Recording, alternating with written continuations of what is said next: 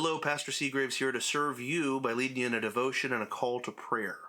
And I so very much hope that you would develop a daily study and prayer habit first thing in the morning, before life gets at you, before you get twisted around and lose your joy, that you would connect to the lover of your soul through his word and a personal connection and relationship and prayer. And we have a free gift for you. It's in the description. If you want to go get it now, go ahead and go get it now. And it is a free gift. It's a pamphlet that describes both the principle of first fruit and how it could be applied to your relationship with God, but also the blessings of being a first fruit worshiper. And so go to our website. It's in the description. You can get that pamphlet for free. It's printable. You can stick it right in your Bible, make it a part of your daily life. And many people are saying that this simple change, making Bible study and connection with God first thing in their life, first thing in their morning, before they make breakfast, get on Facebook, things like that, has revolutionized their life. It's a simple change that you can do. We want to support you in it. And so I'm going to be doing these devotions for the whole rest of the week. And if you want to follow along, please like our page, subscribe, message us through this right here, right on the video. Go ahead and message us with any questions, comments, concerns that you have. But I'm excited to serve you with the word. And this week, we're going through Mark. Mark 4, 11, 12, and then jumping to 34 gives us a really great understanding about the scripture and what it is to be a spirit-led person. Jesus has given us the promise of the Holy Ghost. You see that throughout Scripture, throughout the New Testament, the epistles, and the Acts of the church, that history of the first church.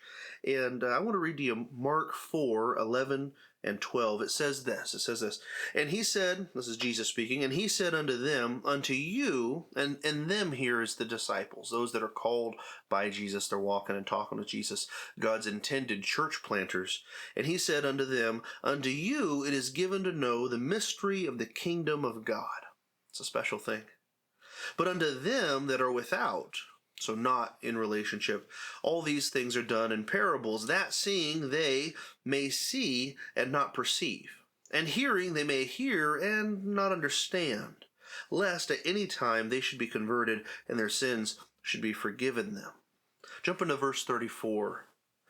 He says, the Bible says, but without a parable spake he not unto them. And when they were alone, he expounded all things to his disciples. Jesus wants to be in a real relationship with all of us. He doesn't want a mediator between you and him. God wants to be able to speak to you. And he did that. He had that relationship with the disciples, and he went on to tell the disciples to teach all men everywhere all things that I've taught you. We'll read that in the last chapter of Luke coming up soon.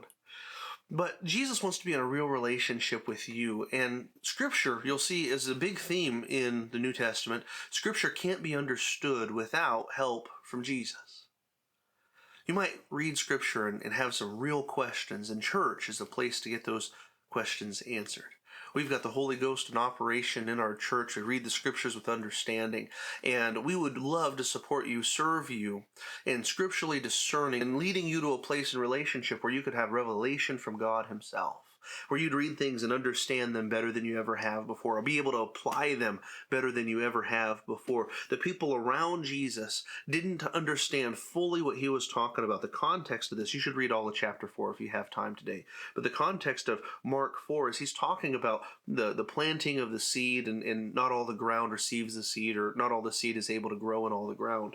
And he goes on, he first tells the parable to everybody, and they're left wondering, and they're left grasping partial truth. And then he goes on to explain to the disciples the fullness of the message, that the seed is the word and the ground is the hearts of men. It's a powerful thing, this parable being explained. And I want to be on the other side of that relationship, don't you?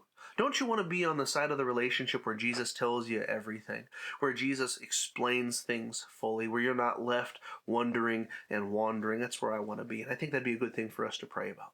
Let's pray about the light of the Holy Ghost shining in our lives, illuminating Scripture, illuminating the way things are, so that we could receive the fullness of what God has for us. Let's go ahead and pray together. Thank you so much for being a part of what we did here today. I hope you were served by the Scripture and the call to prayer. And if there's anybody you can think of that would also be served, would you mind sharing this with them? You can share directly through Messenger, or you could share it publicly just to support people in their faith. And that's what we want to do. We want to support people through the sharing of the word and a call to prayer, and develop people in their faith and their relationship with God. If you'd like to see more of these as we continue to release them, go ahead and like our page and follow it closely, and you'll be able to get those updates. And don't forget that we have a free gift for you. It's in the description, and it'll explain the importance of having a first fruits mentality when you approach Jesus in your worship and in your relationship, reading and praying.